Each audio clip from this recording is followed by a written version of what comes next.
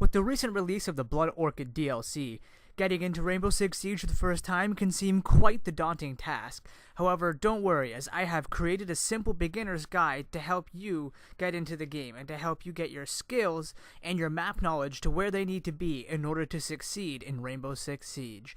This video will be the first part in understanding Rainbow Six Siege. This video will be back to the basics. No.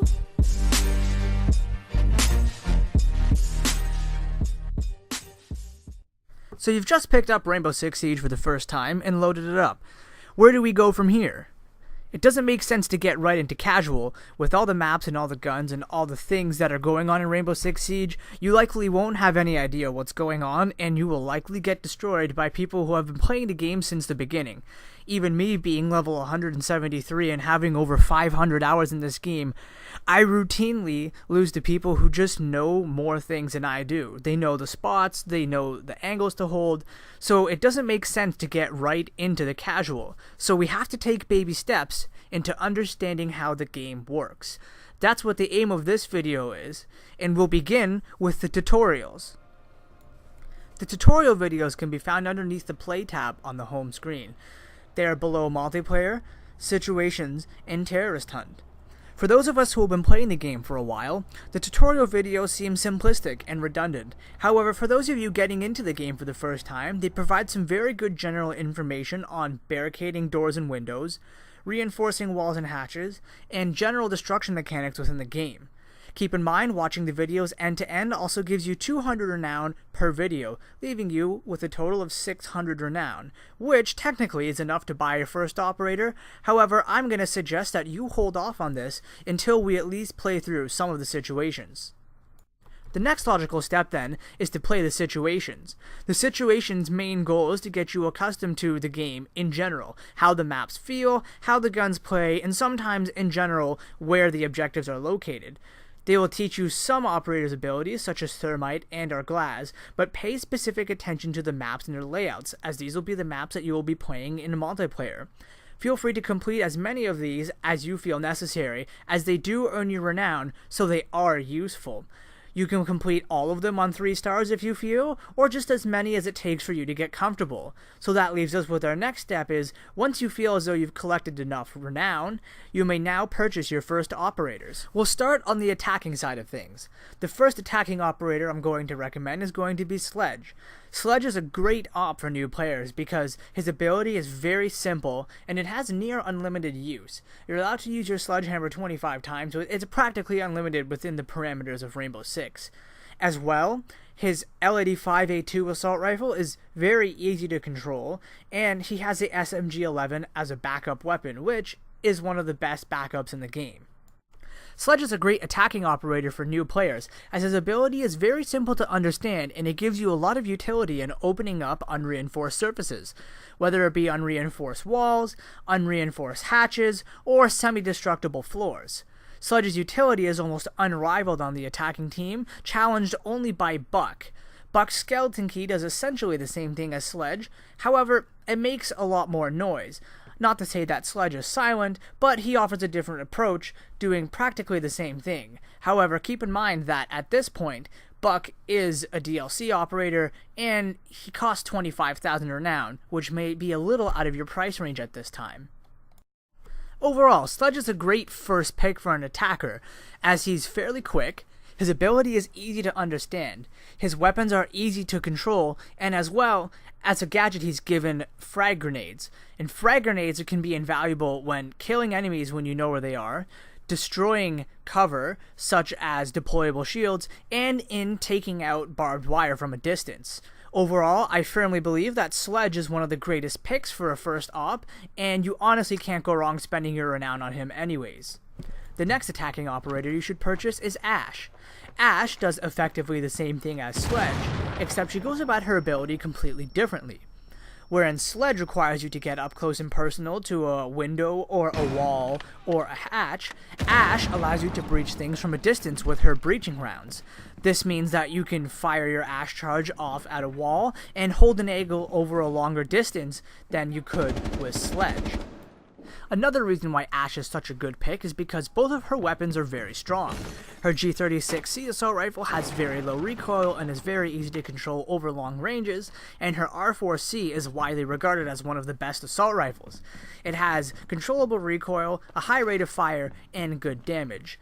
Really, in the end, it's up to you what you prefer. Personally, I prefer the R4C, but sometimes I also try out the G36 and play around, as it's a fairly fun weapon to use.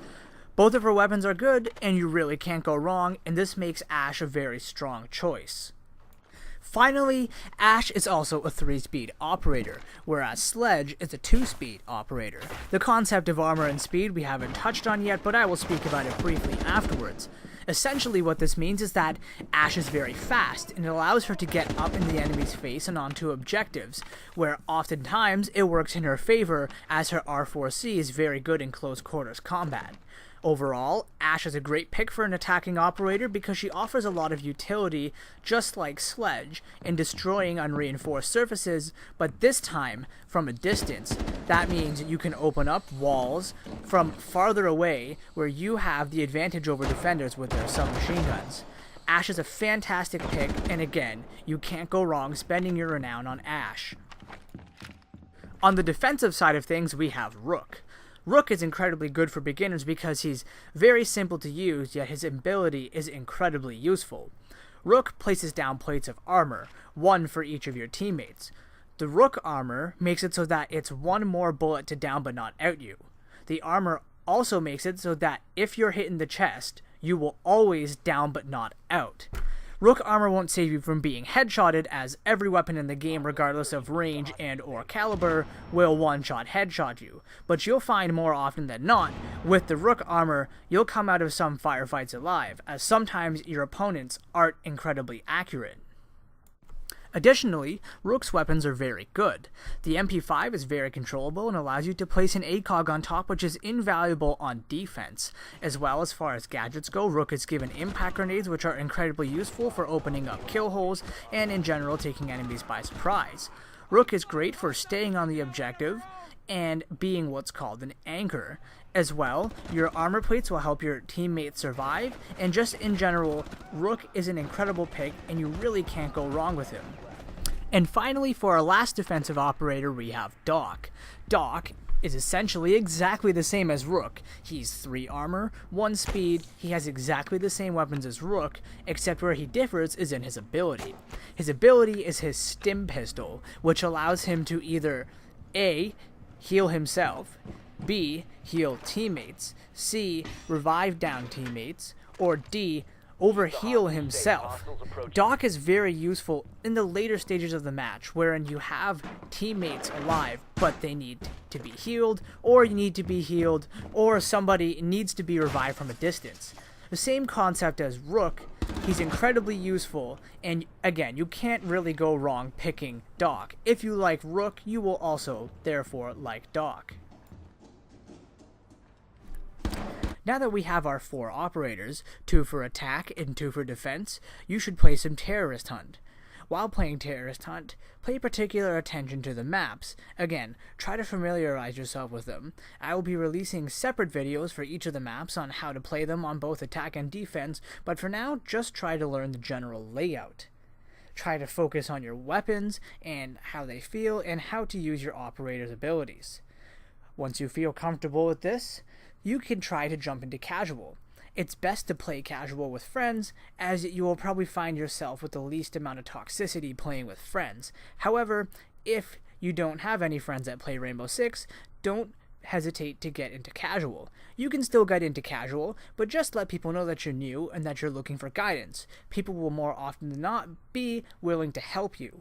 And this leads me to another important point, which is headset. I strongly recommend having a headset while playing Rainbow Six. I use PDP Afterglow level 9. You don't have to spend money on a headset. You could get a $40 Turtle Beach and it would be fine. But headset is invaluable when playing Rainbow Six, as a large part of playing is just the sounds of your enemy's footsteps and hearing their abilities and things of those nature. As well, in terms of getting a feel for your operators, don't forget to visit the customization screen. This is the screen within the menu that lets you customize your operators and their weapons and their loadouts in general. It's where you can put whatever sight you want on your gun, whatever muzzle attachment, grips, camos, charms, and all that kind of stuff. In terms of barrel attachments, I would not worry about that for now. Perhaps ask your friends for guidance in this area, but I will release a separate video on recoil mechanics and what each of the barrel attachments does so that you can better understand. Just know for now that you should frequent the customization screen in order to help you understand how to make your operator's weapons better for your playstyle. And this will conclude our Back to Basics Beginner's Introduction to Rainbow Six Siege. I sincerely hope that if you're new to the game or trying to get into Rainbow Six, that this really did help you. I know that Rainbow Six can be incredibly confusing and it can be very daunting to try and get into the game. But I hope this guide at least helped you get your foot a little bit in the door. Again, this has been the first in this series, and after this we will be focusing on more intermediate topics. We'll keep progressing on and help you get your skills as good as they can possibly be. So, if you did enjoy this video, be sure to leave a like, be sure to subscribe, and if you have any questions, feel free to leave them in the comment section down below. So, I will catch you guys in the next video.